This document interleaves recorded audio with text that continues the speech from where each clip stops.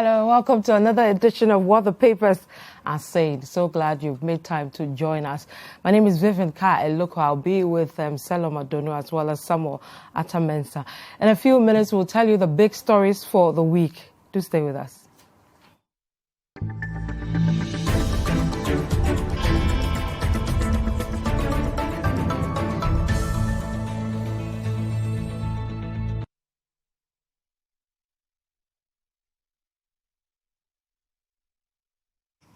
So two key issues made headlines this week. Let me bring you what the papers said during the week on these two matters, or how they captured it during the week. And let's start with Citi Newsroom on the destabilization of the country, allegedly by some three gentlemen. And today, the Deputy Information Minister spoke on the matter. He says, don't trivialize alleged coup attempt, Pius Hadije to Ghanaians. Same Citi Newsroom says suspects in government takeover case may increase. This is from the Information Minister himself, Opon Nkrumah. Now, Ghana Web says Ghana is Africa's true and first democracy. This is Buhari on the coup claims. Also, Daily Graphic says trial of 3 for arms possession, accused remanded, but Mark Palm shouts it's a plot as he leaves the court.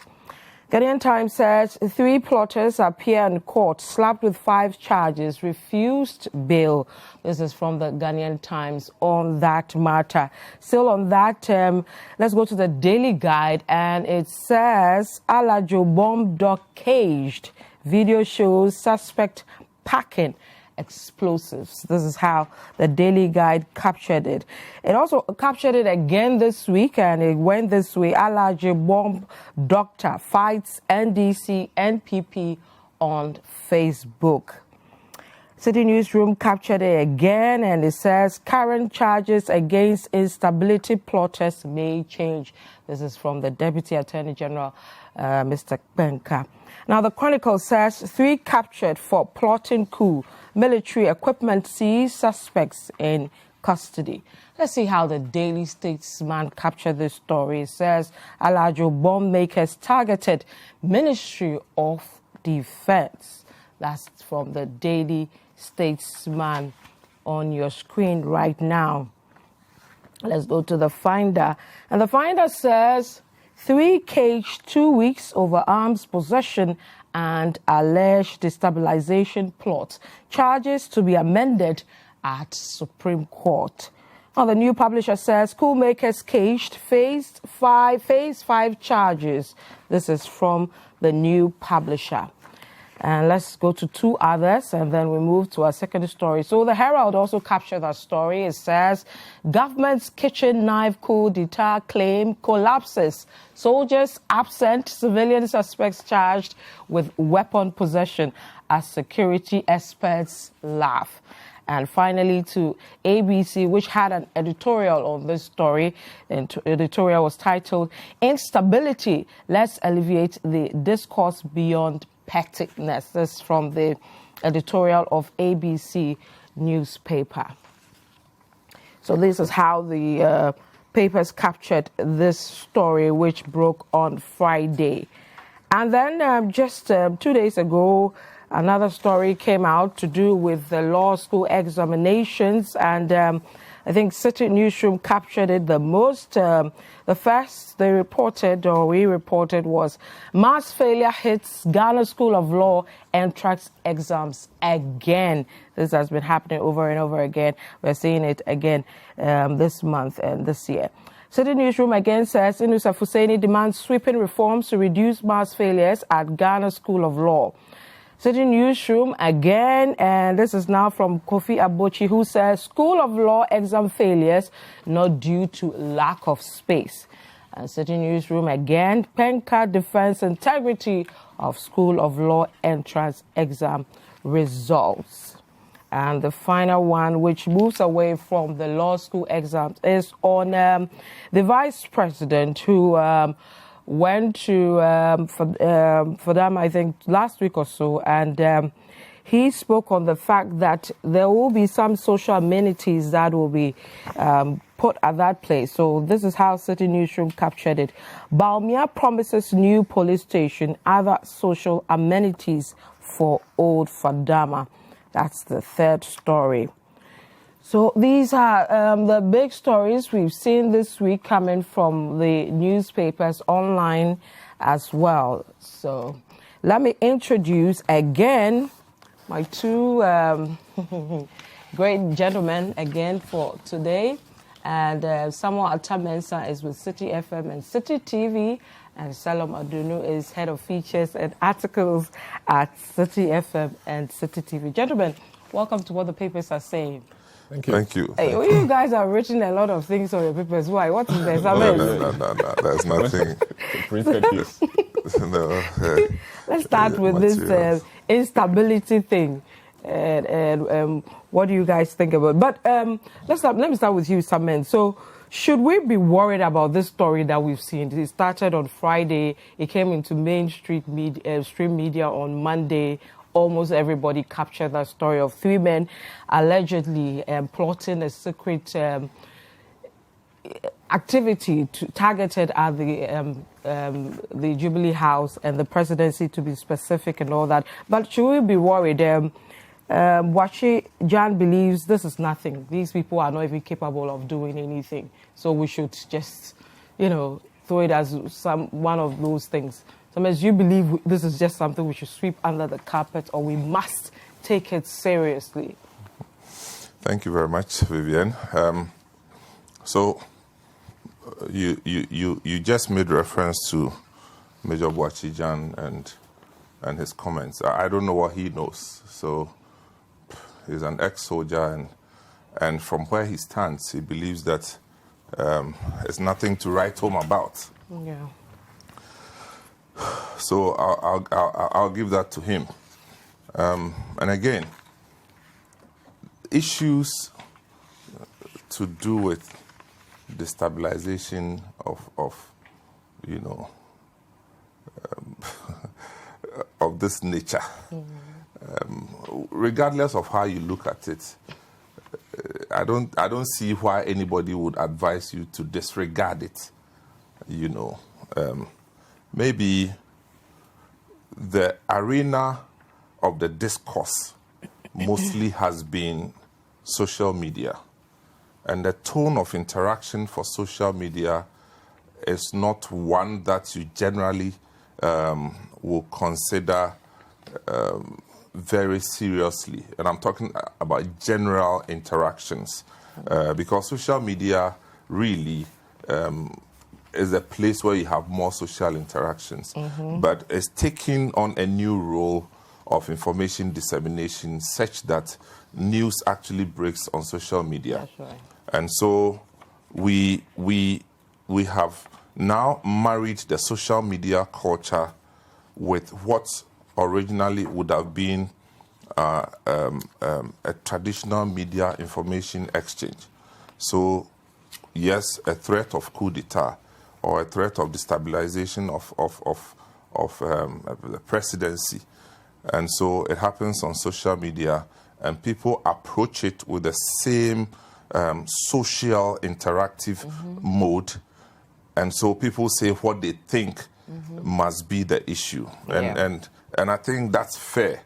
But again, the fact that you have the opportunity to express your opinion is not to say that so you have the full facts.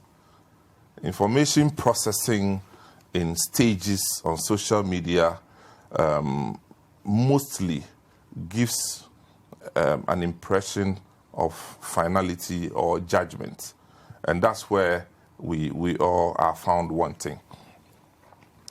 If the national security says that they have cause to worry, I should have cause not to believe. I should have cause not to believe.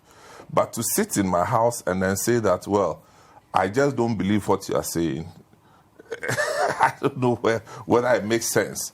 Because they say that, well, for ABC reasons, we have cause to be concerned. for which reason we have moved in this direction. Now, there are some people in the picture who have been accused. Yeah. The good thing about today's Ghana is that they have access to lawyers. I mean, there are several of you watching us who have only read about coup d'etats in the history books. I mean, there were times in Ghana, especially in the 80s, sometime in the 80s, that at least every quarter we saw a coup d'etat in Ghana. Every quarter. And I stand to be corrected. Every quarter you heard of a coup attempt. Yeah. And you see, destabilizing a government does not always come in a form of moving troops Military to GBC or a broadcasting house to announce a takeover. I make reference to Kwame Nkrumah's Kulungugu explosion, for instance. Somebody planting a bomb which was meant or targeted at the Prime Minister at the time. And you ask yourself, what was that meant for? Was it drama or was it just a circus? I mean, the thing was targeted at the head of state. And that was not a coup d'etat necessarily, but it was to destabilize the government. So depending on how you look at it, you can call on coup experts, those who call themselves coup experts, and they are fortunate to be alive and to be calling themselves coup experts, because when we were growing up, you don't do coup and still live. You'll be killed.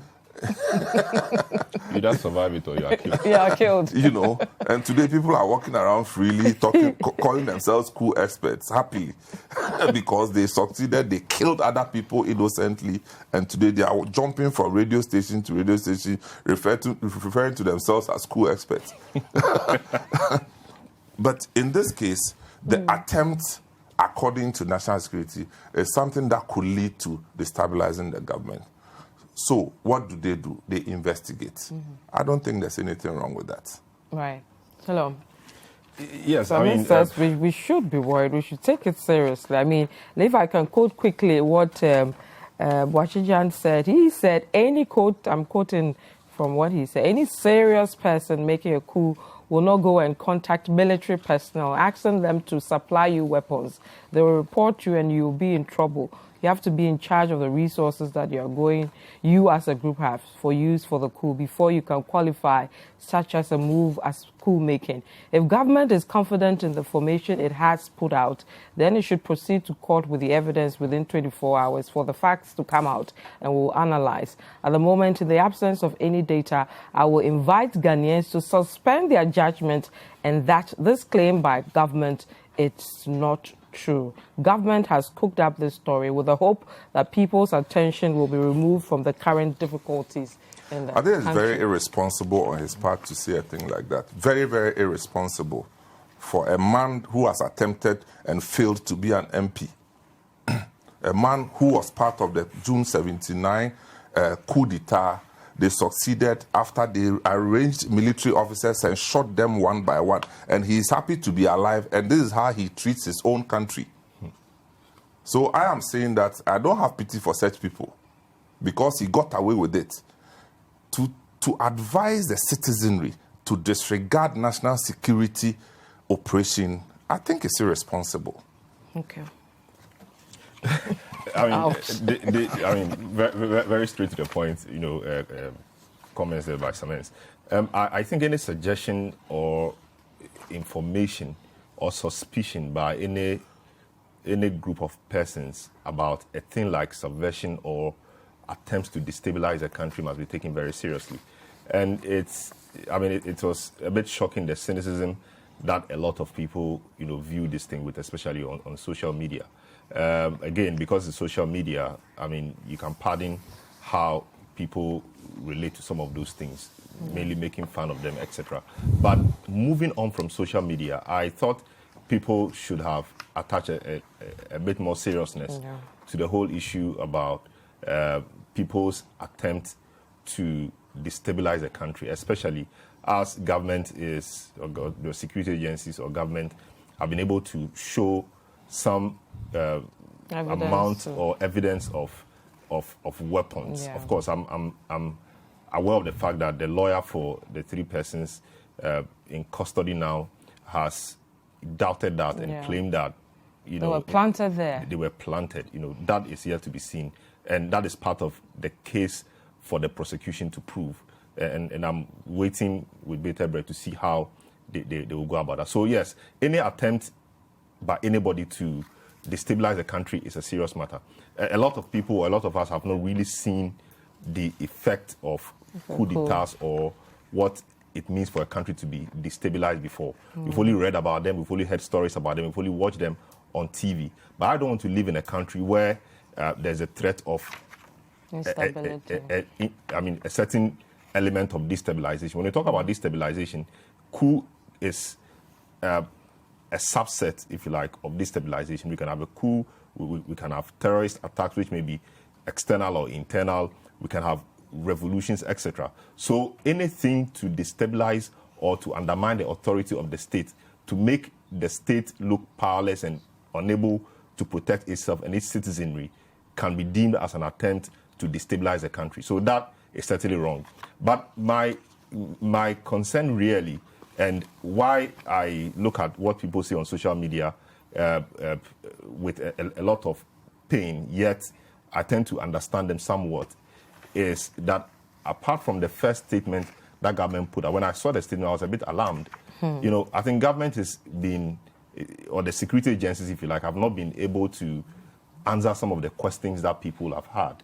So, for example... So do you think the communication from government... Yes, and I understand them in a way also because they may not have had the full facts. They are still undergoing investigations. And to have a 15-month surveillance on a group of people like this and not be able to answer certain key questions people ask, I think leaves something to be desired, if you like. So, for example, you say that a joint operation was to neutralize an elaborate plot targeted at the presidency with the ultimate aim of destabilizing the country. That is huge. The arrest and seizure come after 15 months of surveillance and gathering of evidence on the activities of the prime suspects and others. So now you talk about, the statement goes ahead to talk about the certain Mr. Ezo from Alabama brought into the picture to manufacture weapons, in furtherance of this plot. Yet we've not been told what kinds of machines or what kinds of tools or, if you like, apparatus that this guy has. All we know is that it's a container which used to be an X-ray container. We were not told what gadgets or equipment were there, apart from being told the type of guns that were found there in a sack. And indeed, the lawyer has come out to dispute that. I think if you have answers to some of these things, we should be a bit more trusting of what the security agencies are telling us. Also, we are told that the whole picture as painted by the statement, pointed towards destabilization, an attempt to take down the presidency or attack the presidency. Yes, still, when they went to court, the charges preferred against the people were charges which anybody at all, possession of possession of arms without lawful authority, manufacture. So are you surprised that, because a lot of people were expecting us to see treason, for example, something on like that charge, something around that. You are, No, I wanted surely to see things like that. Of course, you may also know that the court in question may not have the jurisdiction to try, offenses like that. So why did they go? In any case, they went to court with a number of charges, and the magistrate had to tell them that she did not have jurisdiction to deal with this matter. I thought the prosecution in this case also didn't help itself.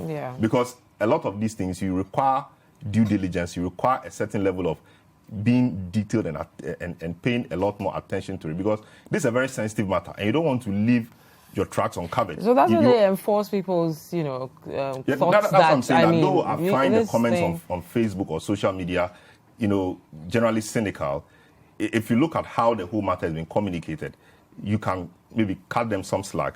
But it's a bit offensive when it comes from people like Boachijan, etc., who should know better. I listened to portions of what Captain Sohu said. He said when they were planning to orchestrate a coup d'etat, they did not find any big-time weapons with them. So people saying that you need to see certain weapons they don't know what they are talking about. What do you coup d'etat? But Selorm, this whole thing of coup d'etat, I don't even know where it's coming from. The statement does not mention coup d'etat. Say coup d'etat. But people say to say that destabilize, instability. That's the argument here. He just went through the various modes of destabilizing a government. And coup d'etat is not the only way. Now, they actually said with the ultimate aim of destabilizing the country. And then we have changed and replaced with coup d'etat and struggling to break down how a coup d'etat is organized. Because, the paragraph 2 never mentioned a coup d'etat. I think what may be confusing people is the fact that an elaborate plot targeted at the presidency. Yeah, but that doesn't mean it's a coup d'etat. I get the point. So when somebody ordinarily hears an elaborate plan to take down or targeted at the presidency, people think first about the president. People think first about that violent and instant violent means of taking over the reins of government. No, I'm okay. I'm just saying that let's not force it that it was a coup. The coup is where the military people put their stuff together and try move troops here and there. We know we've seen coup d'etats in Ghana. Now, what they say is something that is happening with the ultimate aim of destabilizing the country. Now, you see, they have gone ahead to put this thing in public. That's right. Okay. Now, it's for them to do what? To prove. And it's for the suspects to defend themselves. And I'm saying that we are in better days in Ghana. And there's a country still in transition. Because, you see, this is the first time under our democracy since 1992 that we've had this experience. And no wonder we are struggling to deal with it. Because prior to 1992, nobody in Ghana could even sit on radio to discuss whether the person was arrested and the government was right in arresting anybody. Who bondo? You're going to discuss with who? You get me? Because the person is not even going to be taken to court. Leave him in some guard room and the next thing you can't find him again. So, give me some identification haircut. It's a country in transition. So let's see how this thing plays out. For us in the media, our interest is that the suspects should be given fair trial. That whatever processes there are, it should be fair to them. But to say that nobody can be arrested because they are holding a knife and a pistol and so nothing can happen, well, you know what you know. But I'm just saying that if you track somebody who says he's in a hospital only to find 5 locally manufactured magazines, all the list, as listed here, and you are in charge of national security, I don't think you just clap for them and go and sleep. And they were testing some at the beach and all that. And then, people also have to know that. So, for example, the weapons we are told they retrieved. Many years ago, there was a guy called Ametewi. Who attempted to kill Nkrumah from the Flagstaff House. I think he missed him. He shot somebody else, but he actually targeted him and missed him. If he had succeeded, he would have succeeded with just a small gun. So whether local or foreign manufactured, it was just a gun, and he would have ended up, killing the president. So, it doesn't matter the sophistication, or it may not matter the sophistication of the gun. And we are not told the nature of the destabilization. It could be that you will recruit young people, train them a certain way, and arm them and unleash them onto the nation. They'll be killing. They could go to a school and kill people. Like we see. And notice something. So far, we were told that there were some military people involved. Yes, that's what it was. But so far, you realize that the court has not even, it hasn't gone to the court side. Because the military institution takes these issues very seriously. Yes. And they have their own internal and they have ways their own of way dealing of dealing. with it. And the military people, they are not going to joke around stuff like this to come to media to explain. Explain what? Hold your thought. We The need to go military, they through. won't mind anybody. They will deal with the issues. If you have to be exonerated, you will be duly exonerated. If you have to be punished, they will deal with you. Okay. So you're watching what the papers are saying. My name is Vivian Kai Lokko. I'm here with Attah-Mensah and Selorm Adonoo. We'll be right back. Don't go away.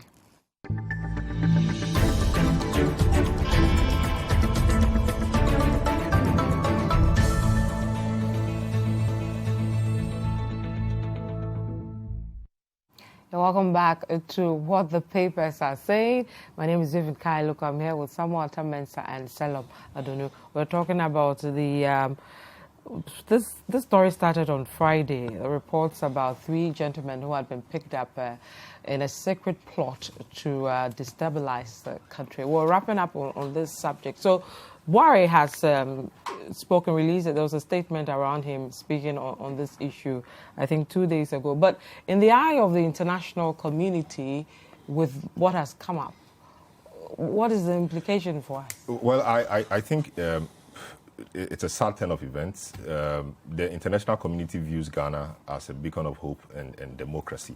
So if coup d'etat, for example, in our sub-region happens in maybe some other country, it will be viewed a bit differently. But when it happens to the shining star, or as Nkrumah would say, the black star of the continent, then it raises a lot of anxiety amongst people. So Buhari essentially is trying to say that the era of coup d'etat is past, or such things are past, and that the way forward is democracy. So if you have a problem with your government, just wait. And in our case, next year is an election year. So no matter your revulsion, or no matter the amount of anger you have against government, you can just wait and express that through the democratic means, which is through the ballot box. It is not a good thing to plan to destabilize. If that happens, everybody gets to suffer. And we've seen pictures of war and such things on TV, where parents don't even know where their children are, children don't even know where their parents are. No, you can't go to work, you can't do anything. The country comes to a halt and even retrogresses.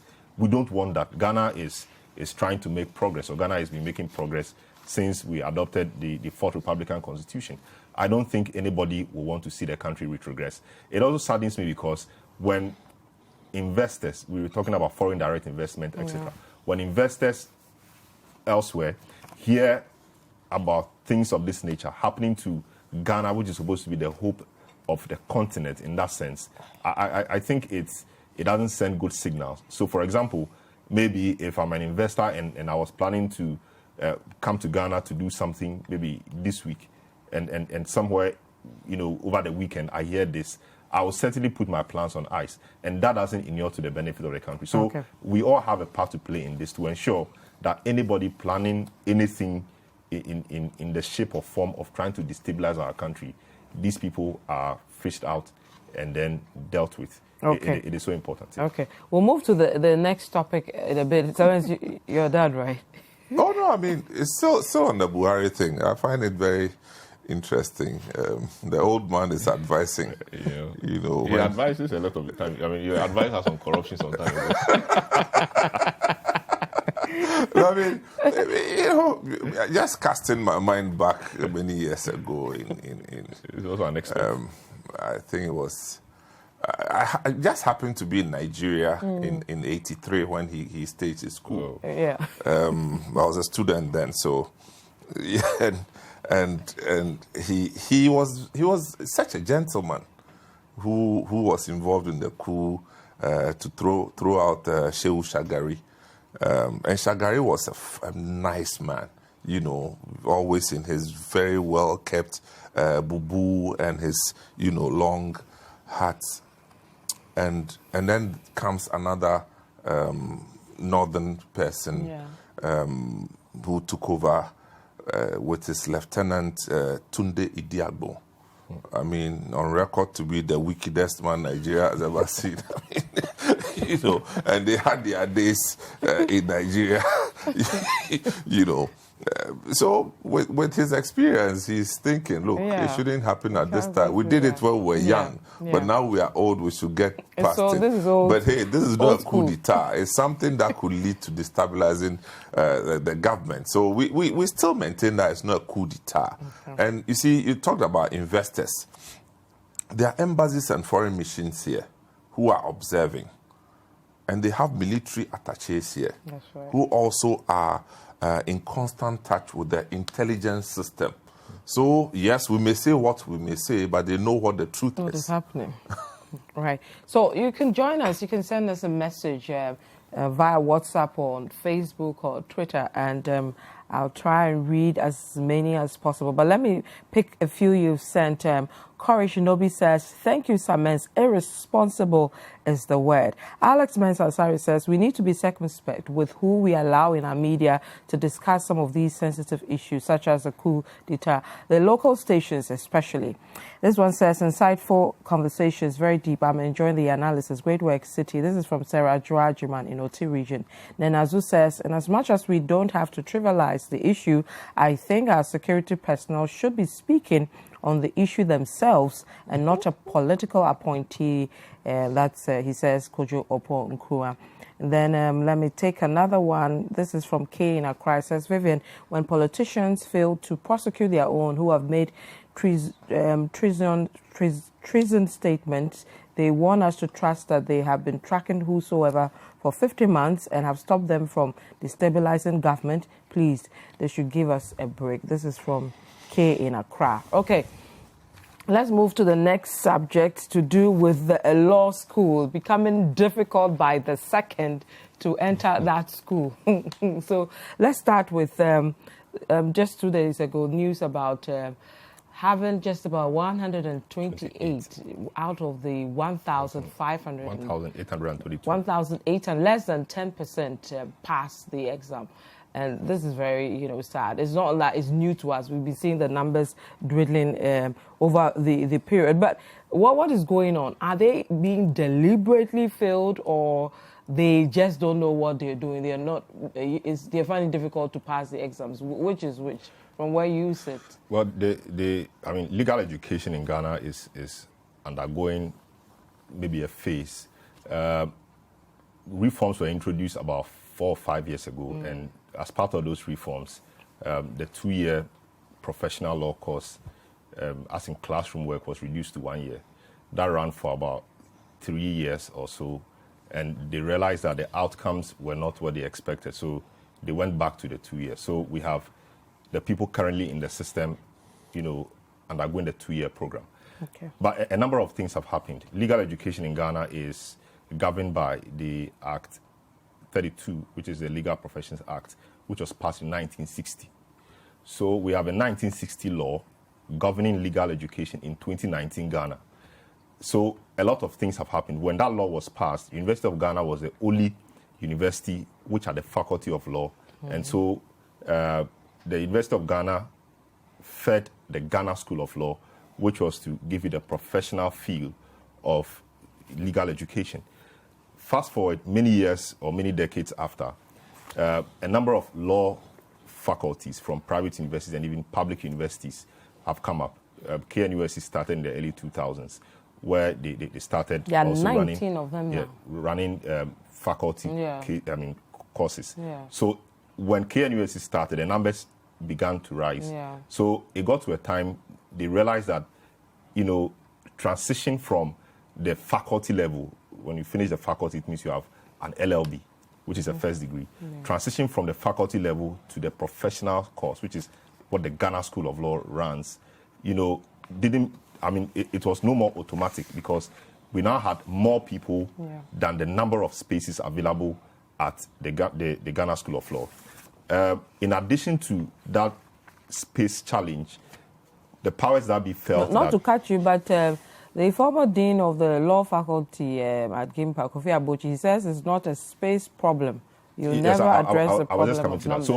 So in addition to what people see as a space problem, is also what the powers that be talk about. That is the quality of graduates being churned out from these universities or the faculties.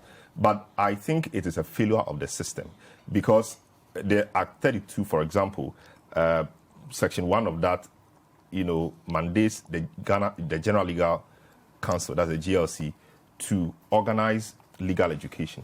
And Section 4 of that also talks about how graduates from only approved universities will enter the Ghana School of Law.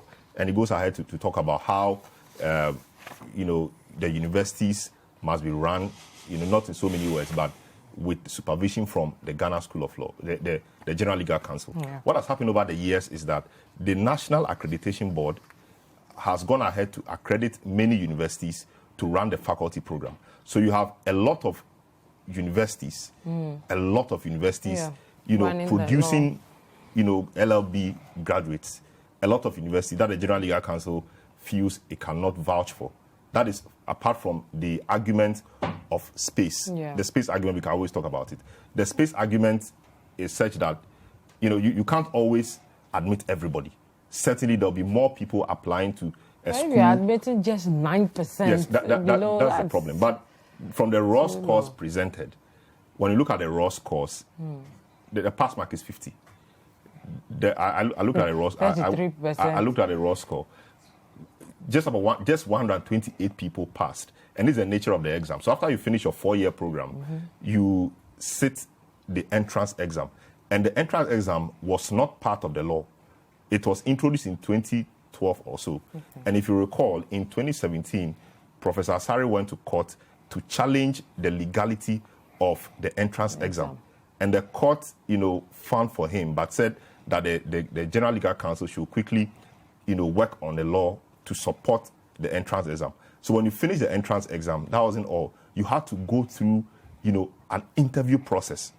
To be interviewed by a lot of people, and they could ask you any question because now you've studied law, so they could ask you any question. That was another process. But the exam after that, you have the interview. But through deliberation between Parliament and the General Legal Council, the interview bit, was scrapped. So last year, people in school now did not go through the interview. Okay. So after the 4-year program, you now sit an exam made up of 9 key courses.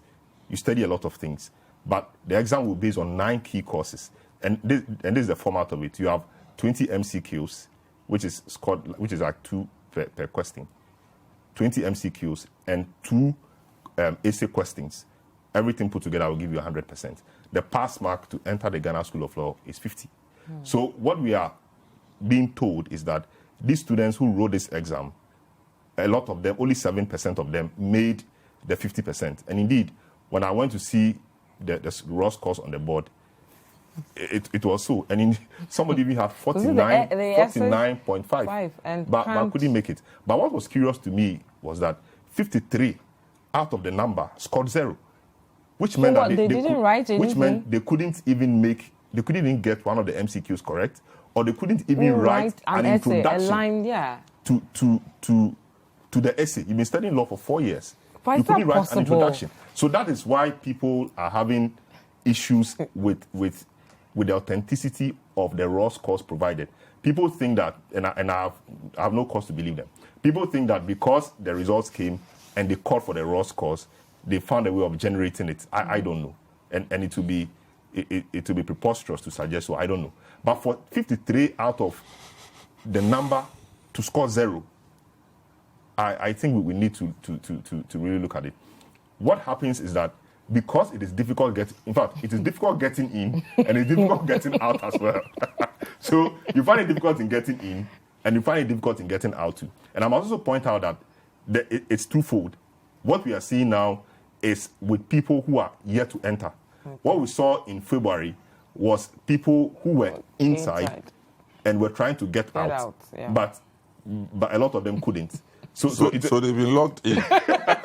So it's a two-way affair. Getting in is difficult. Been caged. Getting in is difficult, and getting out is difficult. So the guys who have been trying to get in, what a lot of them have tried to do is to travel to other common law countries like the UK or England.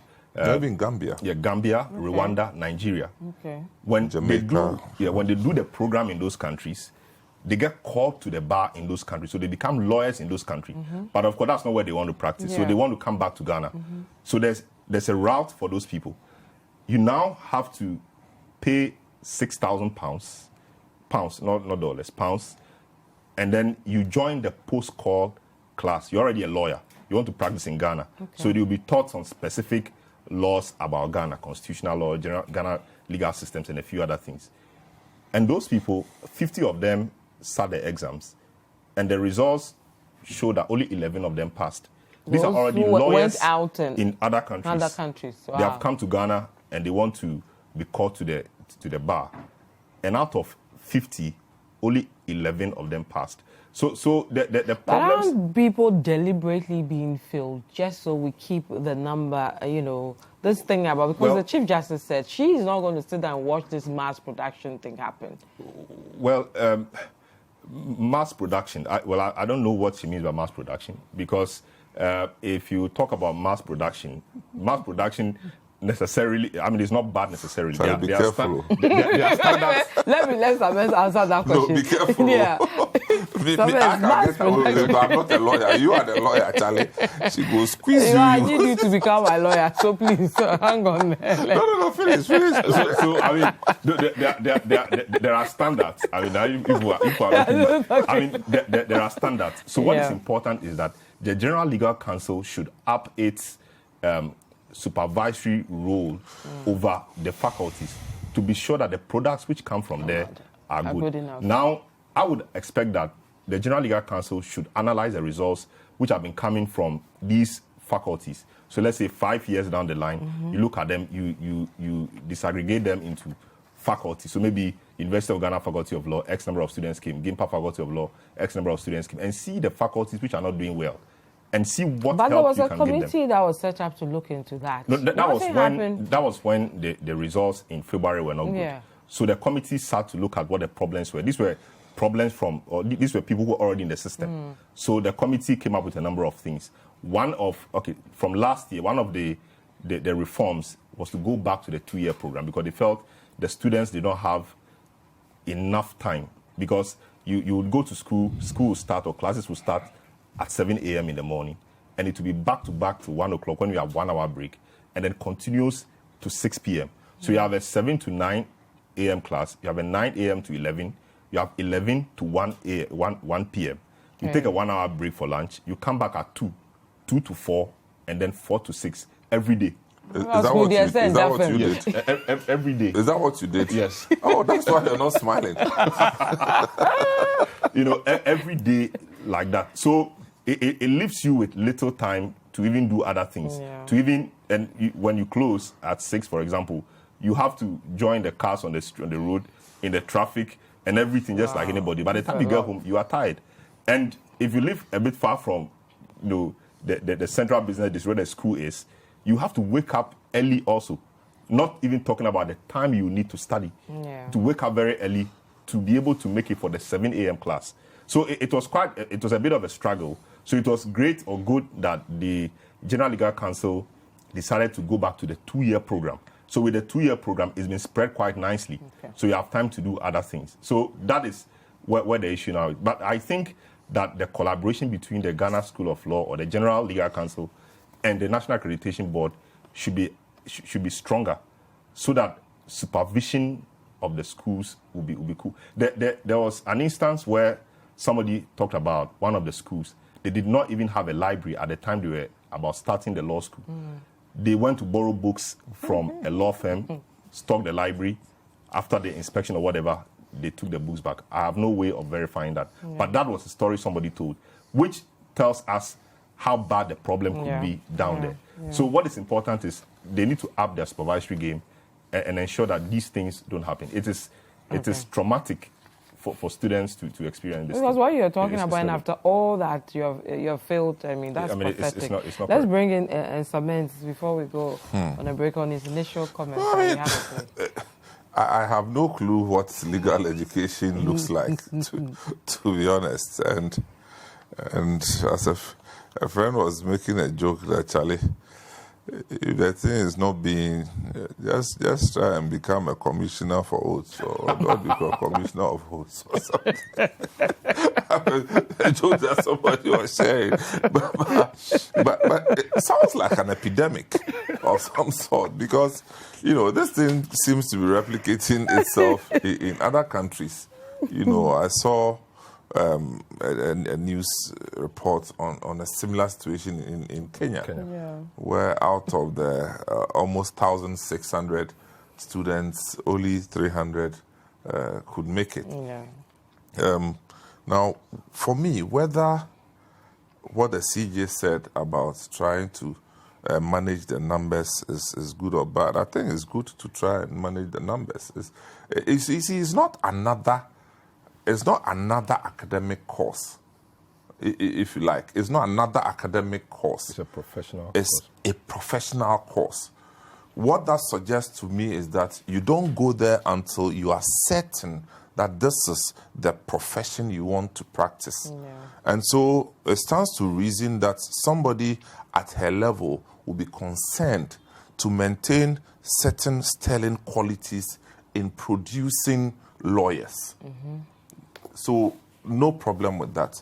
I think on the same score, that concern should be extended to the processing and instruction that is given to the students. So yes, you are concerned that you want us to maintain a certain quality, but you see, the whole preparation starts from the faculty level. Is that correct? And so all the institutions that are involved must also be given certain standards and benchmarks which will qualify them to be part of producing lawyers. Look, the same can be said of producing doctors. You know, I don't know if we translate this whole issue to the medical field, whether people will have a problem with the head of the medical school who says that, hey, we need to check the numbers because we want quality. I don't know whether even one person would disagree with them.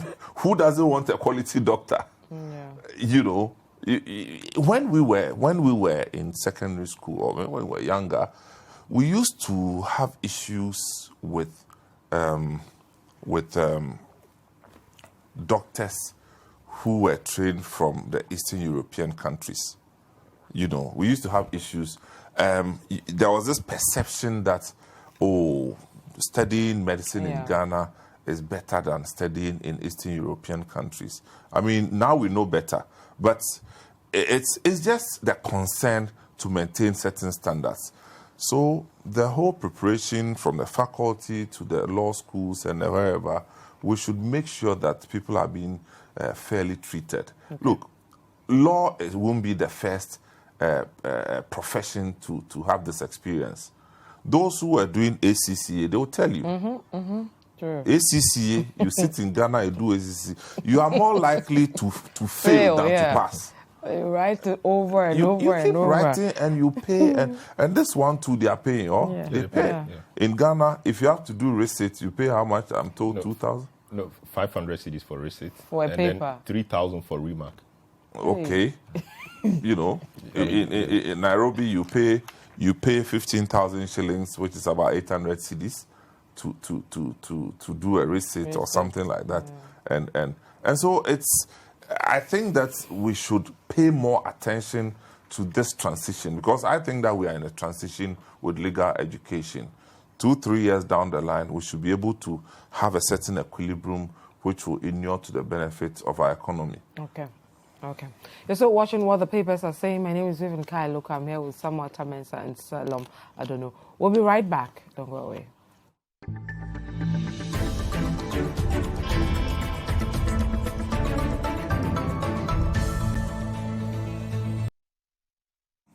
Welcome back to what the papers are saying. My name is Vivian Kai Lokko. I'm here with Selorm, Adonoo and Attah-Mensah. So let's go to our final story.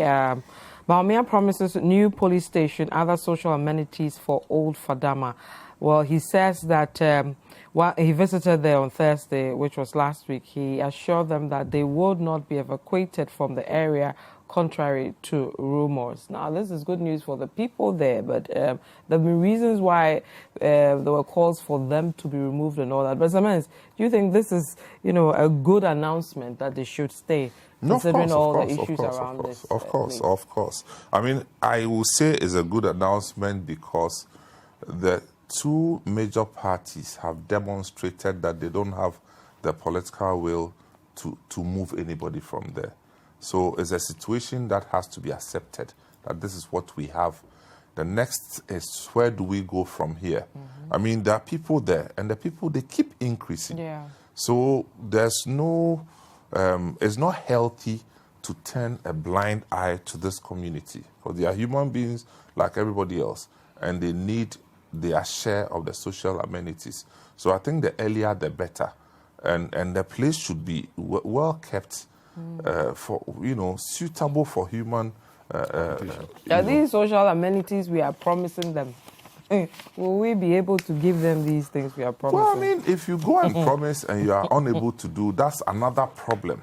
But I think that the element of empathy is showed here, where he goes there, assures them that, look, we have heard your cry, this is what we want to do for you.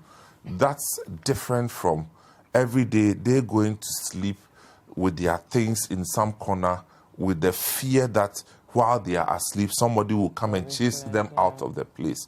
I mean, the world over, we've had slums, but how we manage it is the human face in managing it is also very important. So I think that, yes, it has to be followed by a certain political will to make the place habitable. There are certain spaces within this area which, in my estimation, are not good for human habitation. Those places should be cut off. The places which is just at the tip of the Korle Lagoon, those places should be cut off and well fenced, so that, you know, they will also enjoy life. Okay, Selorm. Yes, I mean, talking about social amenities, and indeed, it's not a good thing going to bed and worrying whether you wake up with your things intact, or by the time you wake up, a bulldozer will come clear your structures and move your things somewhere that you don't even know. So relocating or resettling people is a huge thing, but we've not demonstrated that we are able to do that. So I'm happy about the promise to get social amenities to the place. They need schools, they need daycare centers, and the nature of the people there, you know, is such that they also qualify to be part of the school feeding program. They qualify to be on the free registration of NHIS. They qualify for some of these social intervention programs. The women in those areas, and not even the women, the people there who are willing and want a trade or a vocation, must be assisted. So they go through some of these vocational training, batik making, hairdressing, tailoring, you know, steel bending, etc., welding, etc. So they are able to have something for themselves. You know, the long term of it is that they must be able to be a bit independent. And while doing this, the bigger economic superstructure must be looked at. The north-south migration. These slums, you know, they say keep popping up, and then issues of harboring criminals and all that. And again, it talks about the lack of political will of our governments. When you find 2-3 people, you know, selling or sleeping somewhere, you must move in to move them from there. When you don't do that, they stay there for a while and they begin to accrue rights. So next time when you go there, you want to move them, now you talk about compensation and things like that. When they grow to a certain number, you are a politician. You're not thinking about the game of numbers. They have relatives. They call them, they complain to them that I've been sacked away from here. So the repercussions for not moving them from those places in time, those repercussions are huge. So I think the political will is important, but it's a good announcement. We really hope that the social amenities will be put in place as we've been promised. Great. So thank you guys so much. We have to end it here. Our time is up. Thank you to you, Attah-Mensah. Thank you to you, Selorm Adonoo. And thank you to you for watching us. My name is Vivian Kai Lokko. We'll be back soon. Bye.